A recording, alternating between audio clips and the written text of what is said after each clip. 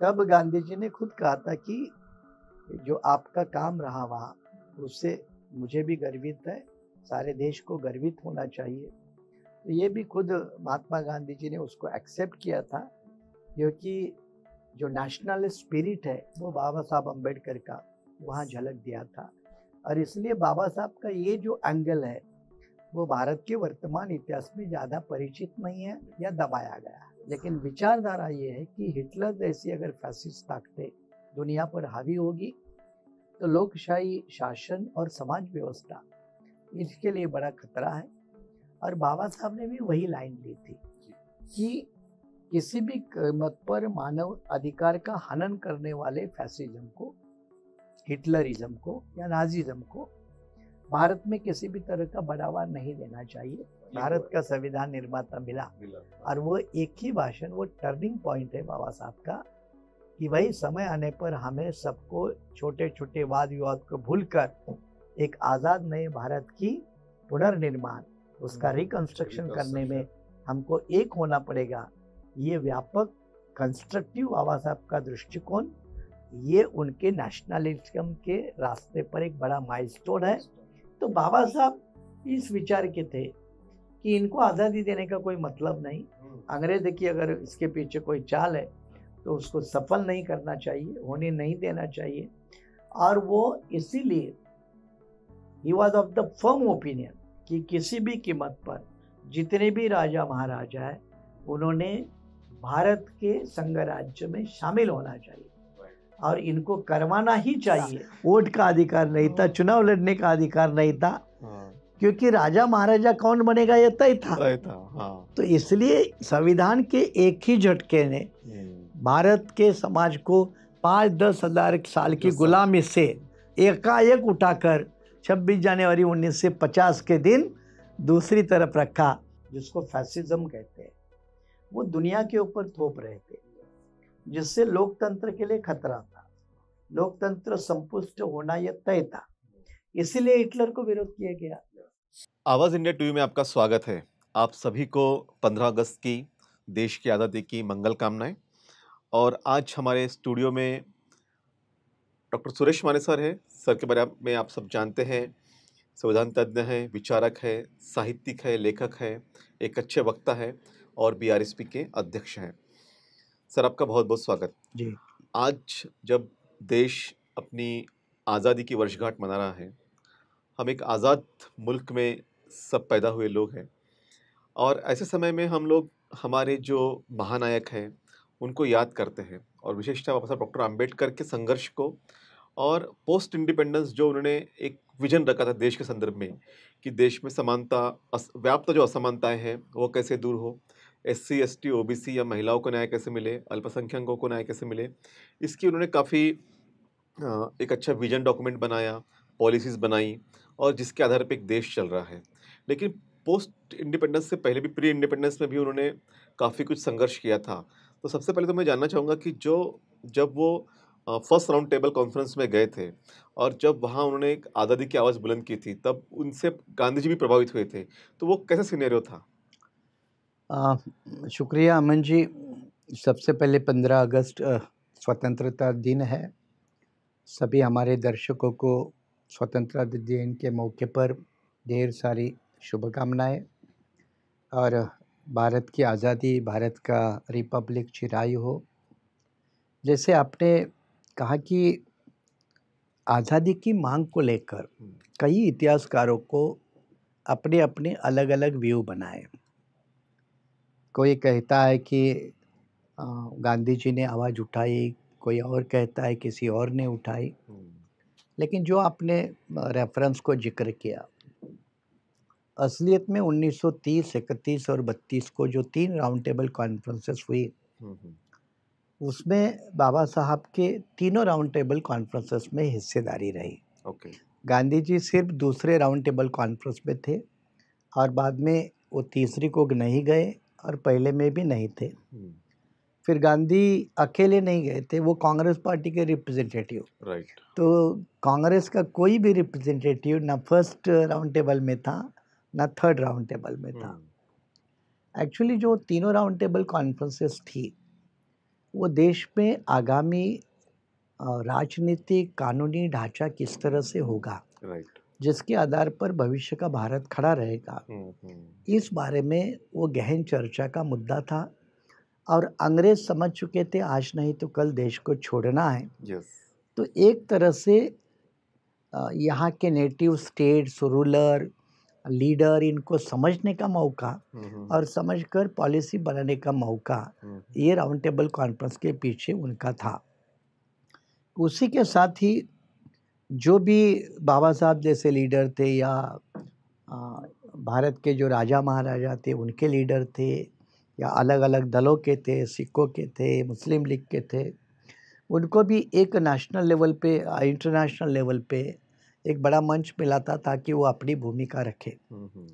और तब बाबा साहब ने अछूतों के बारे में एक विस्तृत भूमिका रखी। और वो भूमिका रखने के बाद अंग्रेजों को भी सुनाया कि आपने कोई भी शासन पद्धति देने और हम लोगों ने एक्सेप्ट करने, ये दिन चले गए, अब ये खत्म हो गया, वो ज़माना नहीं रहा। इसलिए आप यहाँ से चले जाओ, हम अपना आपस में देख लेंगे। अच्छा, उस समय उन्होंने कहा था। तो ये 1930, 31, 32 की राउंड टेबल कॉन्फ्रेंस में तो ये बाबा साहब ने अंग्रेज़ों को साफ तौर पे कहा था कि ठीक है, अगर आप हमारे साथ न्याय नहीं कर सकते तो आप यहाँ से चले जाओ, हम आपस की बातें हैं, चाहे अछूतपन का निर्मूलन हो या आज़ादी का मामला, तो हम अपना देख लेंगे, आप यहाँ से चले जाओ। और यही सेंटेंस यूज़ किया था कि आपने कोई संविधान देना या कुछ देना और हमने लेना, इसका युग अब समाप्त हो चुका है। तो भले वो असलियत में 42 सेकेंड वर्ल्ड वॉर के बाद हुआ, लेकिन बाबा साहब ने ये पहली बार जिक्र किया था कि अंग्रेज़ों को ये मुल्क छोड़ना चाहिए। और इस बात को ही भारत के वर्तमान या इसके कंटेम्प्रेरी जो हिस्टोरियन थे, इसको ज़्यादा हाईलाइट नहीं किया गया। लेकिन आपने जो किया कहा कि गांधी जी खुद इससे इम्प्रेस हुए थे। और जब बाबा साहब और उनकी जब मुलाकात हुई, ये पूना पैक्ट के पहले मुंबई में हुई थी, मणि भवन में, तब गांधी जी ने खुद कहा था कि जो आपका काम रहा वहाँ, उससे मुझे भी गर्वित है, सारे देश को गर्वित होना चाहिए। तो ये भी खुद महात्मा गांधी जी ने उसको एक्सेप्ट किया था, क्योंकि जो नेशनल स्पिरिट है वो बाबा साहब अम्बेडकर का वहाँ झलक दिया था। और इसलिए बाबा साहब का ये जो एंगल है वो भारत के वर्तमान इतिहास में ज़्यादा परिचित नहीं है या दबाया गया है। तो ये जो नेशनल स्पिरिट का जो उनका आपने जिक्र किया कि उनके अंदर में जो नेशनल स्पिरिट थी, और उन्होंने उस वक्त 1930, 31, 32 के कॉन्फ्रेंस में सहभाग लिया और अंग्रेज़ों से 1 to 1 उस समय इस तरह से लोहा भी लिया। उसके बाद में कई ऐसे मौके भी आए। अगर हम 1942 का जो सेकेंड वर्ल्ड वॉर की बात करें, उस समय उन्होंने कहा था कि हमें अब आज़ादी जल्द मिलने वाली है, तो हमने अंग्रेज़ों का साथ देना चाहिए लड़ाई में, वर्ल्ड वॉर में। तो वो किस तरह का सिनेरियो था? एक्चुअली जो सेकेंड वर्ल्ड वॉर है वो भारत की आज़ादी के संदर्भ में इसको ठीक तरह से समझने की ज़रूरत है। अच्छा। एक तो दूसरा जो विश्व युद्ध रहा वो तो हिटलर के खिलाफ वाला रहा। तो एक तरफ नाजिज्म, एक तरफ फैसिज्म। तो ये फैसिज्म ताकतें और दूसरी तरफ दुनिया की डेमोक्रेटिक ताकतें या लोकशाही शक्तियाँ।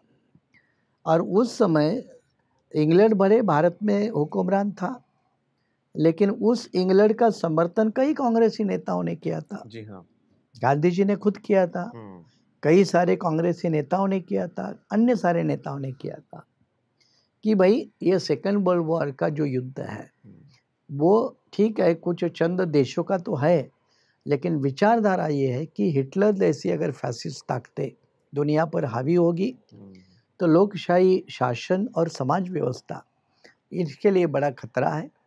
और बाबा साहब ने भी वही लाइन ली थी। जी हाँ, कि किसी भी कीमत पर मानव अधिकार का हनन करने वाले फैसिज्म को, हिटलरिज्म को या नाजिज्म को भारत में किसी भी तरह का बढ़ावा नहीं देना चाहिए।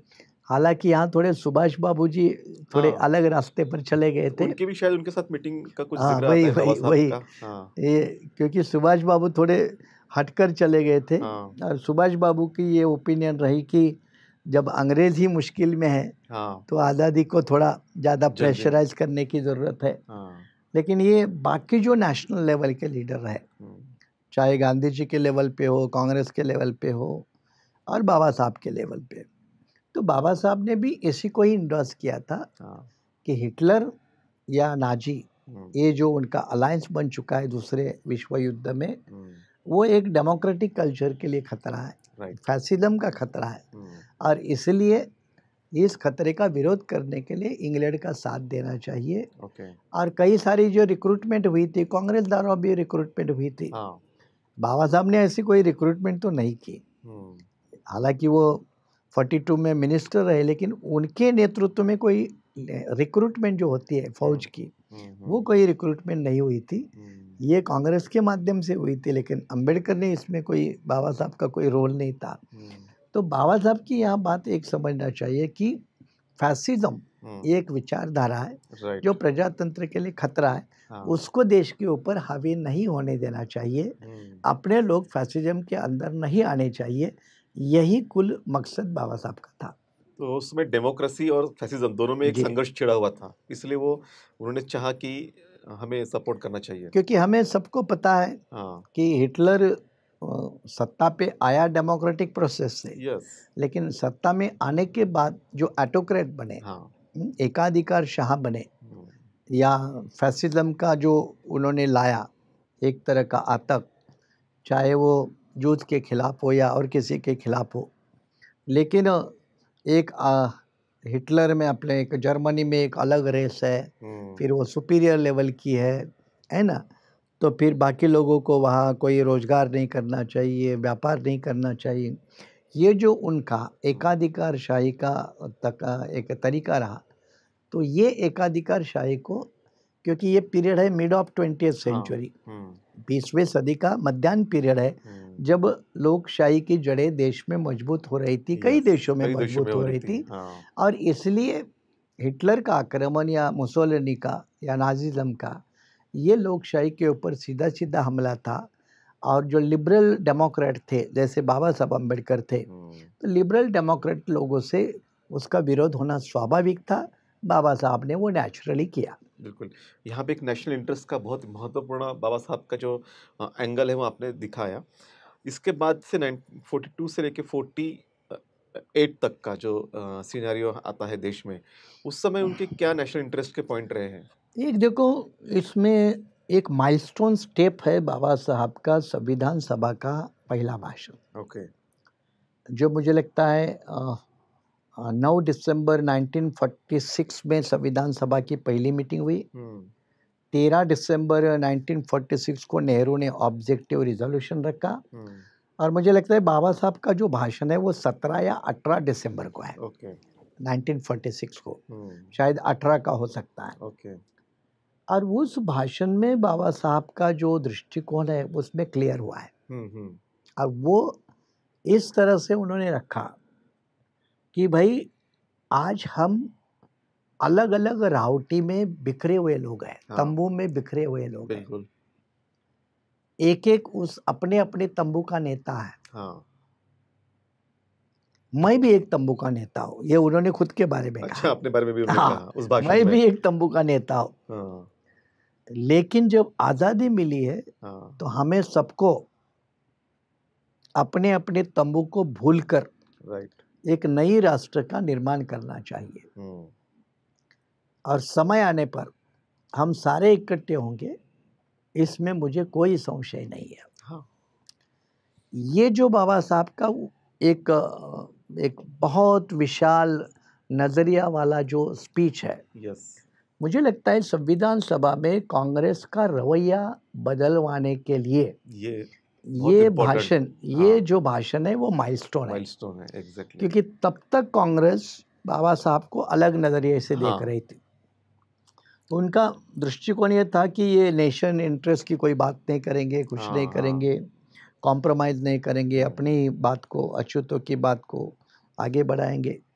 लेकिन वो जो भाषण है कि समय आने पर हमें सबको एक होना पड़ेगा, ये जो बाबा साहब की वहाँ भविष्यवाणी है, उस भविष्यवाणी को लेकर कांग्रेस आश्वस्त हो गई दो बारे में। एक कि किसी भी कीमत पर बाबा साहब मुस्लिम लीग के साथ नहीं जाएंगे। यस। तो एक बड़ा कॉन्फिडेंस मिला, क्योंकि कुछ लोगों को लग रहा था कि एक तरफ अगर मुस्लिम लीग अलग पाकिस्तान की मांग कर रही है तो अंबेडकर कहीं अपनी अलग स्टेट अलग कोई मांग लेकर आते हैं क्या, अलग देश की बात कर सकते हैं। तो ये खतरा बहुत से लोगों को लग रहा था। लेकिन उनका जजमेंट बाबा साहब को लेकर गलत रहा, हमेशा पहले भी गलत रहा। वो समझ नहीं पाए, क्योंकि बाबा साहब अपने ह्यूमन राइट के डिमांड्स के और वो पक्के रहे। तो था, वो पक्के रहे, बेसिक राइट्स के ऊपर पक्के रहे। लेकिन कई लोगों ने इसको ही थोड़ा अलग ढंग से समझकर कि भाई मौका आने पर, ज़रूरत पड़ने पर उसमें थोड़ा जो कॉम्प्रोमाइज़ होता है वो नहीं कर पाएंगे, और इसलिए ही में फॉलो सम अदर पाथ, इस तरह की धारणा जो बनी थी। अब उस धारणा को बाबा साहब के इस भाषण ने छेद दिया, और इसी भाषण से पूर्ण संविधान सभा प्रभावित हुई। और मैं तो दावे के साथ एक संविधान का अभ्यासक होने के नाते ये जरूर कहता हूँ कि संविधान का बनाने का जो जिम्मा था शायद कांग्रेस वालों को, नेहरू, गांधी, पटेलों को, गांधी खैर संविधान सभा में नहीं थे, लेकिन पटेल तो थे, राजेंद्र प्रसाद थे, नेहरू थे, उनको शायद वही भारत का संविधान निर्माता मिला। और वो एक ही भाषण, वो टर्निंग पॉइंट है बाबा साहब का, कि भाई समय आने पर हमें सबको छोटे छोटे वाद विवाद को भूलकर एक आज़ाद नए भारत की पुनर्निर्माण, उसका रिकंस्ट्रक्शन करने में हमको एक होना पड़ेगा। ये व्यापक कंस्ट्रक्टिव बाबा साहब का दृष्टिकोण, ये उनके नेशनलिज्म के रास्ते पर एक बड़ा माइलस्टोन है कि ये कितने पेट्रोइट थे या कितने नेशनलिस्ट थे। बिल्कुल, ये बहुत इंपॉर्टेंट बात आपने कही कि उनका जो एक देशभक्ति का जो रवैया इस भाषण में उन्हें दिखाया।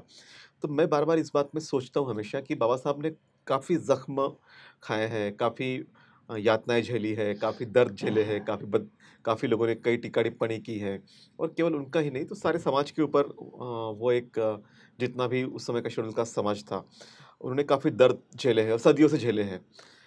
बावजूद इसके बाबा साहब के मन में ऐसा क्यों नहीं आया कि मैंने अपना एक अलग देश बनाना चाहिए, जब जिन्ना उस रास्ते पे चले गए थे? मैं यहाँ आपको दो मिसालें बाबा साहब की और नेल्सन मंडेला की देना चाहूँगा।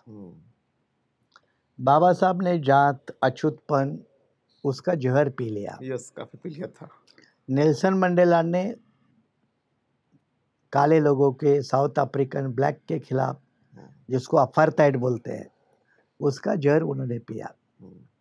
फिर भी दोनों लीडर की एक महानता है कि उनमें कभी रिवेंज वाला स्पिरिट नहीं रहा, चाहे बाबा साहब को चाहे नेल्सन मंडेला हो, कि नहीं मुझे बदला लेना है या रिवेंज लेना है, या जिन लोगों ने मुझे तकलीफ दी उनको तकलीफ पहुंचाना है, ये उनके मन में कभी नहीं आया। और यही स्टेट्समैन की निशानी होती है।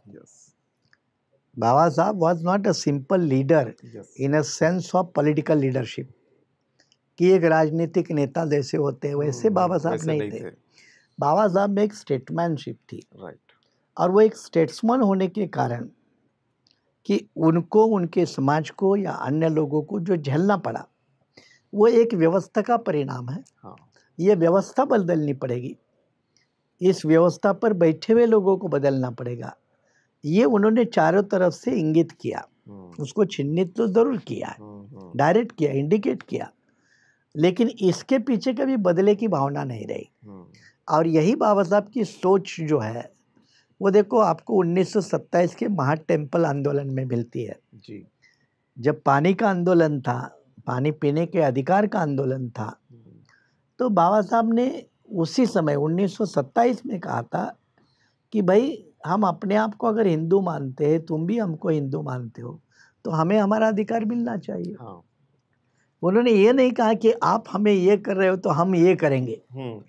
तो रिटालिटेरियन या रिवेंज वाली है ना, ये भूमिका कभी भी बाबा साहब की जिंदगी में नहीं रही। चाहे वो 1927 का मामला हो या नासिक के 30 का मामला हो या संविधान सभा में, सारी बातें उनके मुताबिक नहीं हुई। ये सच्चाई है, बिल्कुल कुछ बातें नहीं हुई, इसके बावजूद वो एक्सट्रीम लेवल पे नहीं गए। उन्होंने अच्छे चीज़ों के लिए कॉम्प्रोमाइज़ किया और कॉम्प्रोमाइज़ करने में कोई दिक्कत नहीं मानी। वो भी कॉम्प्रोमाइज़ उन्होंने अपने शर्तों पर किया। हाँ। और कॉम्प्रोमाइज़ का मतलब ये नहीं कि जो आज हम समझते हैं। कॉम्प्रोमाइज़ का मतलब जो लोग समझते हैं कि दूसरे के सामने गिड़गिड़ाना या उनको शरण जाना, ये बिना किए हुए संविधान सभा को समझाकर अपने बातें मनवाने का लोहा बाबा साहब के पास था, वो उन्होंने करवाया।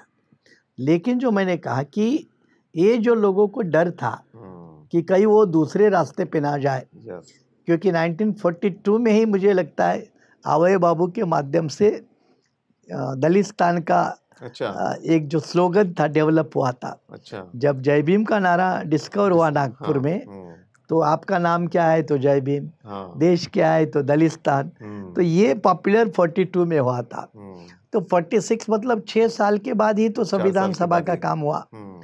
लेकिन मैंने जैसे कहा कि बाबा साहब बहुत ही ऊंची लेवल पे पढ़े लिखे होने के कारण, दुनिया में उनको एक अच्छा एक्सपोजर मिलने के कारण, वेस्टर्न कल्चर को समझने का मौका मिलने के कारण, उनमें जो उदार मतवाद और जो प्रगल्भता आई थी, उस प्रगल्भता और उदार मतवाद का ही परिणाम है कि वो जिना जिस रास्ते पे चले, उस रास्ते को उन्होंने अपने कभी मन में नहीं सोचा।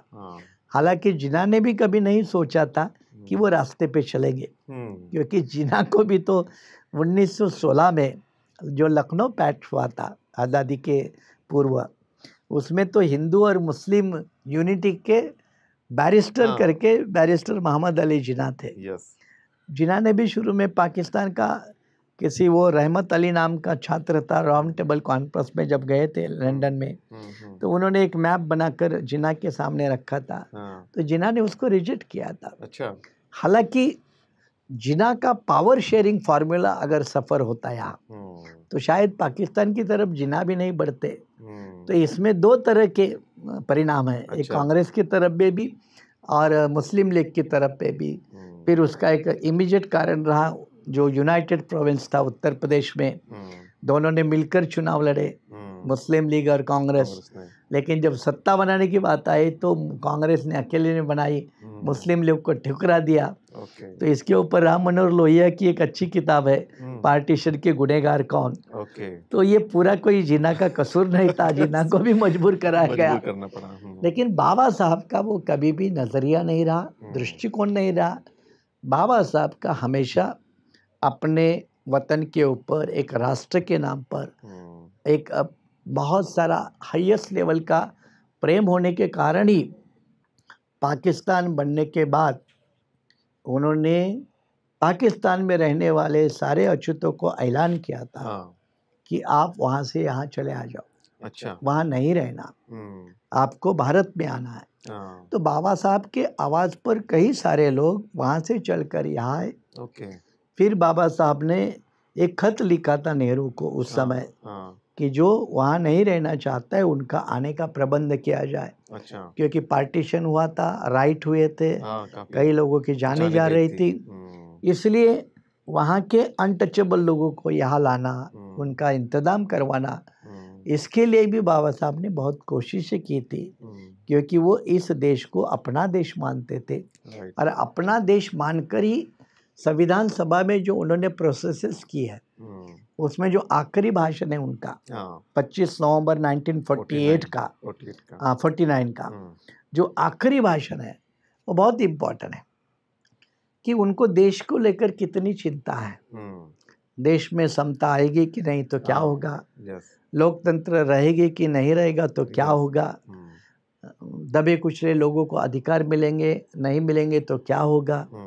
एक तरफ का संविधान के माध्यम से देश को एक रिकंस्ट्रक्शन का जो कार्यक्रम संविधान कर्ताओं ने दिया, उसकी पूर्ति करना कितनी ज़रूरी है। और अगर पूर्ति नहीं हुई तो ये देश खतरे में आएगा, यहाँ का लोकतंत्र खतरे में आएगा।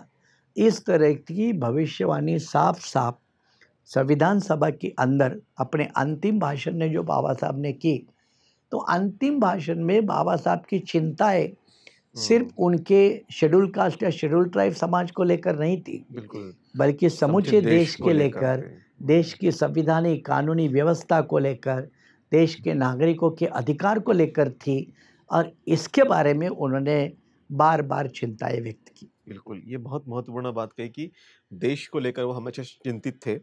जब एक संविधान सभा बनी थी और अंग्रेज़ों ने बहुत चालाकी से प्रिंसली स्टेट को भी जो है उनका दर्जा बरकरार रहे, ये बात रखी थी और लगभग भारत में 600 से अधिक प्रिंसली स्टेट थे। तो बाबा साहब ने बहुत पुरजोर तरीके से उसका विरोध किया और अंग्रेज़ों को इस बात को ज़रा समझाइए। या क्योंकि राउंड टेबल कॉन्फ्रेंस में जैसे मैंने कहा कि अलग अलग समुदाय के रिप्रेजेंटेटिव थे, राजा महाराजा के रिप्रेजेंटेटिव थे, क्योंकि लगभग 700 के नज़दीक राजा तो थे, राजा महाराजा थे, उनके भी रिप्रेजेंटेटिव थे, फिर पॉलिटिकल पार्टी के रिप्रेजेंटेटिव थे। तो बाबा साहब तो अछूतों के प्रतिनिधि के रूप में थे। बाबा साहब की तब कोई पॉलिटिकल पार्टी नहीं थी 1930-31 में, क्योंकि पहली पॉलिटिकल पार्टी जो है वो 37 की है, इंडिपेंडेंट लेबर पार्टी। उसी तरह सिखों का एक डेलीगेशन, मुस्लिमों का एक डेलीगेशन, वो सोशल लेवल पे डेलीगेशन थे। पार्टी के लेवल कांग्रेस थी, मुस्लिम लीग थे, बाकी जो भी पार्टियां थी, हिंदू महासभा वगैरह, उनके थे। ये जो आपने कहा कि 3 प्रमुख स्टेक होल्डर थे कि ब्रिटिश इंडिया में रहने वाले लोग, राजा महाराजाओं के इसमें रहने वाले लोग, और जो एक नेटिव इंडिया नाम का एक अलग ब्लॉक था, ये तीनों एरिया के रिप्रेजेंटेटिव थे। तो राजा महाराजा थे, उनकी ये डिमांड थी कि हमको अपना अलग राजा महाराजा का किंगडम रखना चाहिए और यूनियन ऑफ इंडिया बनता है तो उसमें हमें बाध्य नहीं करना चाहिए कि हमें इसमें शामिल करवाया जाए। लेकिन राउंड टेबल कॉन्फ्रेंस के बाद जो परिणाम आया, तो ये अंग्रेजों ने क्या किया, ये राजा महाराजाओं को आज़ादी दी कि आप यूनियन ऑफ इंडिया ज्वाइन करो या नहीं करो, ये आपके ऊपर है। और इसका बड़ा विरोध हुआ। खुद बाबा साहब अम्बेडकर ने इसका पुरजोर विरोध किया। इतना विरोध किया कि एक तरह से भारत की आज़ादी देना, लेकिन ये आधी अधूरी आज़ादी देने जैसा है। या राजा महाराजाओं का अंदर जो बहुत सारी प्रजा है, उसमें बहुत सारे सभी तबके के लोग हैं, उनके ऊपर यह जुल्म जाती होगी, अन्याय होगा, वो लोग लोकतंत्र से डिप्राइव होंगे। ये कई सारे सोशल, पॉलिटिकल, इकोनॉमिक लेवल की, जैसे हैदराबाद के बारे में तो बाबा साहब ने शुरू में ही कहा था कि लीगल एक्शन करने की ज़रूरत है। जम्मू कश्मीर को लेकर बाबा साहब की अलग भूमिका रही, जो हालांकि कांग्रेस, पटेल, नेहरू से अलग रही। तो बाबा साहब इस विचार के थे कि इनको आज़ादी देने का कोई मतलब नहीं, अंग्रेज की अगर इसके पीछे कोई चाल है तो उसको सफल नहीं करना चाहिए, होने नहीं देना चाहिए। और वो इसीलिए he was of the firm opinion कि किसी भी कीमत पर जितने भी राजा महाराजा है उन्होंने भारत के संघ राज्य में शामिल होना चाहिए और इनको करवाना ही चाहिए। और तब वो लॉ मिनिस्टर शुरू में भी रहे 51 तक, तो उन्होंने इस बात को ही फ्रंट पे रखा। इसलिए मामला जम्मू कश्मीर का हो, मामले हैदराबाद का हो, या मामले और कुछ प्रदेशों का हो, तो बाबा साहब की ये दिले ख्वाहिश तमन्ना रही कि भारत का जो भी राष्ट्र बनेगा, देश बनेगा, उसमें ये सारे राजा महाराजा के क्षेत्र है वो लोकतंत्र के माध्यम से चलने के लिए इसमें शामिल होने चाहिए। बिल्कुल, ये बात आपने बहुत इम्पोर्टेंट बात कही। जबकि निज़ाम जो थे उनके काफ़ी अच्छे मित्र थे और औरंगाबाद में बाबा साहब ने जो मिलिंद विश्वविद्यालय बनाया उसके लिए ज़मीन भी दान की थी। लेकिन बावजूद निज़ाम से दोस्ती अलग थी, लेकिन जब हैदराबाद स्टेट को सम्मिलित करने की बात आई तो उन्होंने लीगल एक्शन की बात कही। इससे जैसे निज़ाम नाराज़ भी हुए थे और उनकी ट्रेन को भी जाने नहीं दिया था शायद हैदराबाद स्टेट में। एक तो बात है कि निज़ाम बाबा साहब को मदद तो करना चाहते थे, कुछ की भी है। क्योंकि निज़ाम के जो मंत्रिमंडल में 1-2 मंत्री थे वो बाबा साहब के चेले ही थे। हालांकि इस बात को भी याद रखना चाहिए कि निज़ाम के इलाके में बाबा साहब के मूवमेंट को इजाज़त नहीं थी। अच्छा। हाँ, निज़ाम दोस्त थे, लेकिन निज़ाम का जो इलाका था उसमें बाबा साहब के सामाजिक राजनीतिक गतिविधियों को इजाज़त नहीं थी। इसीलिए बाबा साहब की आज का जो मराठवाड़ा है ना, उसमें कोई सभा नहीं है। अच्छा। कोई सभा नहीं हुई। सभा नहीं हुई है। हम्म, इवन आप ये जो उस्मानाबाद का बॉर्डर का एक गांव है, हाँ तड़वई नाम का गांव है, हाँ, तो उस गांव के लोगों ने बॉर्डर पे सभा की थी बाबा सभा साहब की की, थी, हाँ बिल्कुल। क्योंकि निजाम के इलाके में उसको इजाजत नहीं थी। हम्म, तो ये निजाम इंडिविजुअल लेवल पे मदद करना चाहते थे, क्योंकि उनके बीच में जो मैंने हैदराबादी अम्बेडकर जिसको कहा जाता है, बी वेंकटराव, हाँ वो एजुकेशन मिनिस्टर थे। राइट, तो उन्होंने वो मिलियन कॉलेज वगैरह जमीन हाँ, दिलवाने के पीछे एक बड़ा रोल किया। अच्छा, लेकिन इनके बावजूद हम्म, जैसे एक यूनिफाइड इंडिया बनाने की बात हुई, हम्म, चल रही थी उस समय, हम्म, क्योंकि बड़ा मुश्किल था। हाँ बिल्कुल, इतना स्कैटर्ड इंडिया स्कैटर्ड जिसकी इंडिया कोई था उस समय, बाउंड्री नहीं है, हाँ कौन से सूबा रहेगा नहीं रहेगा कुछ हाँ, नहीं है। क्लियर नहीं था कुछ, तो इन्होंने देखो संविधान के आर्टिकल 3 और 4 हम्म, इसमें भी नए स्टेट बनाने का प्रावधान रखा है। अच्छा, इसीलिए सिक्किम देखो 71 72 में आया, हाँ गोवा 61 में आया। राइट, हाँ तो पुर्तगाल के पास था, संविधान बनाते वक्त भी ये ध्यान वो रखा, ध्यान रखा था हाँ कि कई सारे प्रदेशों को फिर आने वाले दिनों में इंडिया में शामिल करना पड़ेगा। राइट, तो ये भी एक दूरदृष्टि का परिचय है। बिल्कुल, बहुत से लोग संविधान की महानता नहीं समझते हैं, हम्म, या जिनको जॉन्डिस हुआ है या हाँ बीमारी है पीले हाँ, की, यस तो वो तो यस, बेचारे कभी नहीं जिंदगी भर समझेंगे। हाँ या जो एक राष्ट्र की बात करने वाले देश में हाँ, अंधभक्त है, अंधभक्त है, हिंदू तो राष्ट्र वाले, जो भी हिंदू राष्ट्र वाले हैं या और कोई है, हाँ, ये अंधभक्त भी इस बात को नहीं समझते हम्म, कि संविधानकर्ताओं के सामने देश बनाते वक्त सिर्फ देश की उस वक्त की सीमाएं नहीं थी, बल्कि जो प्रदेश भारत के अंदर था भी नहीं, अलग अलग राज्यों के अधीन था, अलग था। जैसे डच पोर्तुगीज के अधीन हाँ, था, चाहे गोवा हो, गोवा, पौंडीचेरी हो, हाँ, दीव दमन हो, सिलवासा हो, तो राइट, कई सारे इलाके, हाँ, इनको भी नए राष्ट्र में शामिल करने का प्रावधान रखा। तो हम्म, ये भी संविधान निर्माताओं के, खास करते बाबा साहब के, ये दूरदृष्टि के, उस दूरदृष्टि को देश के लोगों ने आज भी सलाम करना चाहिए। बिल्कुल, तो जैसे मैंने कहा कि ये लीगल एक्शन वगैरह, तो इवन जम्मू कश्मीर के मामले में भी बाबा साहब नेहरू से सहमत नहीं थे, हाँ कोई अलग प्रावधान करने की ज़रूरत बिल्कुल, नहीं, इस भूमिका तक थे। हाँ, क्योंकि एक लोकतांत्रिक राष्ट्र बनाना जिसमें सभी लोगों को समान अधिकार देना, राइट, ये बाबा साहब की लिबरल डेमोक्रेट के नाते भूमिका रही, राइट, और इसीलिए उन्होंने समय समय पर अपने भूमिका का पुरजोर, मतलब किसी की भीड़भाड़ न रखते हुए संविधान सभा में रखा, बाहर भी रखा। बिल्कुल। जैसा कि आपने रिवेंज का ज़िक्र किया था, बाबा साहब तो बहुत कंपैशनेट हार्ट के भी थे और वो विरासत उन्हें बुद्ध से मिली भी थी। तब जब रिवेंज की बात आई तो संविधान सभा में थे तो काफ़ी कुछ कर सकते थे, लेकिन बावजूद उन्होंने ट्राइबल्स के लिए राइट्स दिए, ओबीसी के लिए आर्टिकल 340 बनाया, हिंदू कोड बिल के माध्यम से महिलाओं को न्याय दिलाया। तो समूचे भारतवर्ष में जितने भी अभावग्रस्त जातियाँ थी या फिर जो असमानताएँ में थी, उनको समानता में लाने का एक प्रयास किया। तो ये भी एक उनका नेशनलिज़्म या पैट्रियोटिज़्म ही है? मैं आपको सीधे बताता हूँ कि भारत के संविधान ने हुँ, 26 जून 1950 के पहले सामाजिक, आर्थिक, राजनीतिक, धार्मिक, सांस्कृतिक उसको पूरा उल्टा करके रख दिया। हाँ, बिल्कुल। इसीलिए तो बहुत से लोगों को पेट में दर्द होता है। हाँ, पहले बाकी बहुत से लोगों को अधिकार नहीं था, दे दिया। दे दिया। कुछ ही चंद लोग राज करते थे, हाँ, वो हटा दिया, हाँ। सभी को राज करने का रानी मौका के पेट मिला। से राजा बस, जन्मता नहीं अभी, तो रानी के पेट से राजा निर्माण होना, बंद हो इस गया। पूरे प्रक्रिया को बंद किया। हाँ, हाँ, तो इसको क्या नसबंदी कह सकते, पॉलिटिकल नसबंदी कह हाँ, सकते, ये पूरा कर दी। हाँ। तो इससे काफ़ी लोग तो नाराज़ होते ही थे। हुँ, इतना ही नहीं, तो इसलिए मैंने कहा कि भारत का संविधान एक नेशनल रिकंस्ट्रक्शन का प्रोग्राम है। राइट। ये एक राष्ट्रीय करार है, हाँ, नेशनल एग्रीमेंट है, जिसको देश ने स्वीकार किया। हुँ, और ये नेशनल रिकंस्ट्रक्शन जब कह रहा हूँ, हुँ। तो महिला की कोई वैल्यू नहीं थी, तो यस, वैल्यू है। वैल्यू दी थी। पढ़ने लिखने का अधिकार नहीं है, पढ़ने लिखने का अधिकार है।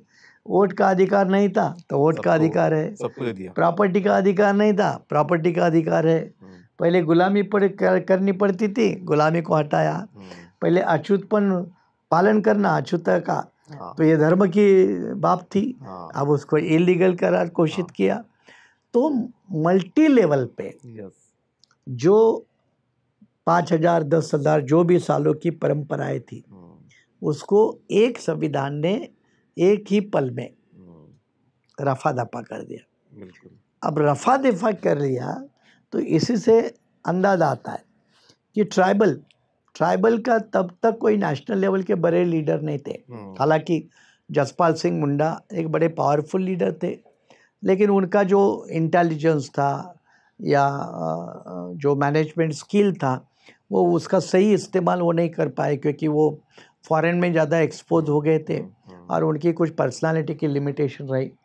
इसके बावजूद ट्राइबल के हक को, जिसका मैंने कल भी जिक्र किया था 9 तारीख को, 2 दिन 4 पहले, 9 अगस्त जब विश्व आदिवासी दिन होता है, कि संविधान की 5वीं या 6ठी सूची हो, एससी के बराबर सारे अधिकार एसटी को हो। यस, इसके लिए कोई एसटी का आंदोलन नहीं था, कोई बड़ा एसटी का लीडर नहीं था। यस, हालांकि कांग्रेस में एसटी के लीडर के तौर पर आसाम के एक बारदोलाई नाम के आदमी थे जो ब्राह्मण समाज के थे, और एवी ठक्कर बापा महाराष्ट्र के, तो इनका इस्तेमाल किया।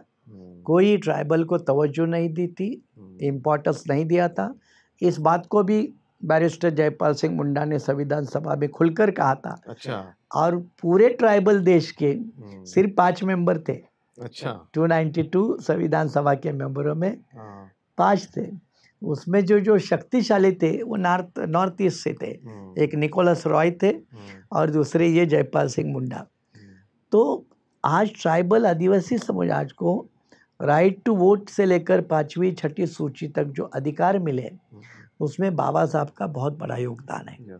महिलाओं को अधिकार मिले, फिर संविधान को सप्लीमेंट करने वाला हिंदू कोड बिल है, क्योंकि बाबा साहब की भूमिका रही कि संविधान समता की बात करता है और समाज व्यवस्था अगर विषमता की बात करती है तो समाज व्यवस्था में महिला का जो स्थान है उसको बदलकर उनको अधिकार देना पड़ेगा, विषमता की व्यवस्था हटाना पड़ेगा।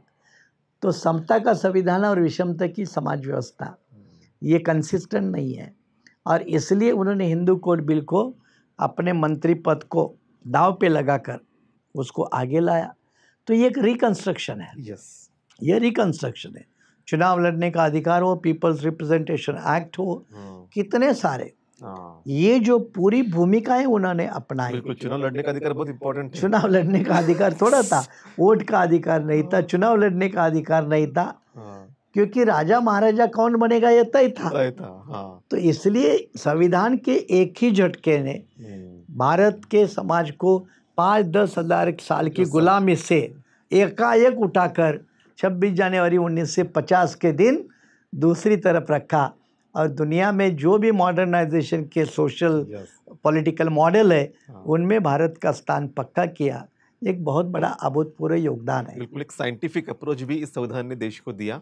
लेकिन एक अंतिम सवाल पे यहाँ रुकना चाहेंगे कि जिस तरह उस समय आरएसएस ने भी संविधान का अपोज किया, बाबा साहब के खिलाफ मोर्चा भी निकला, आरएसएस के लोगों ने मोर्चा भी निकला, और आज वही लोग हैवी भी है देश में और बड़े शिद्दत से हिंदू राष्ट्र की बात होती है, और जो अधिकार प्रत्येक देशवासियों को मिले हैं वो शायद इस बारे में उतने अवेयर भी नहीं है। तो आप कैसे संदेश देंगे हमारे देश के लोगों को कि ये जो थॉट अभी जो डेवलप हो रहा है बड़े पैमाने पे, इसको कैसे रोका जाए?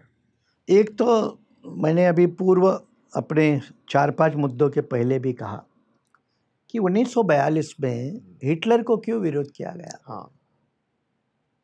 हिटलर को विरोध इसलिए किया गया कि हिटलर एक विशिष्ट विचारधारा जिसको फैसिज्म कहते हैं वो दुनिया के ऊपर थोप रहे थे, जिससे लोकतंत्र के लिए खतरा था।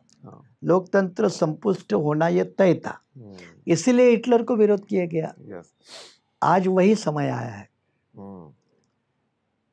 पार्टी कोई भी हो, चाहे कांग्रेस हो या बीजेपी हो, सवाल कोई पार्टी का नहीं है, लेकिन मैकेनिज्म अगर कोई बनता है इसी तरह का फैसिज्म लेवल का, तो वही आज मौका अपने देश में आने वाला है, आया है कि भाई नहीं, हम जैसे बताएंगे वैसे आपको चलना होगा, हम बताएंगे वैसे आपको खाना होगा, हम वन बताएंगे नेशन, वैसे आपको कपड़े पहनने होंगे, वन नेशन वन, लैंग्वेज से लेकर हाँ हम बताएंगे लैंग्वेज कौन सी, हाँ हम बताएंगे काम क्या करना है। हाँ, तो ये मल्टी कल्चरल सोसाइटी में नहीं चलता। यस, भारत की समाज व्यवस्था, यहाँ का सामाजिक ढांचा, ताना बाना, ये एक बड़ा म्यूजियम है। यस, और यहाँ म्यूजियम में हर एक की अपनी एक खूबसूरती है। हाँ, उस खूबसूरती को अगर आप डिस्टर्ब करेंगे और किसी एक वर्चस्ववादी कला को, संस्कृति को, भाषा को, रहन सहन को, अपनी विचारधारा को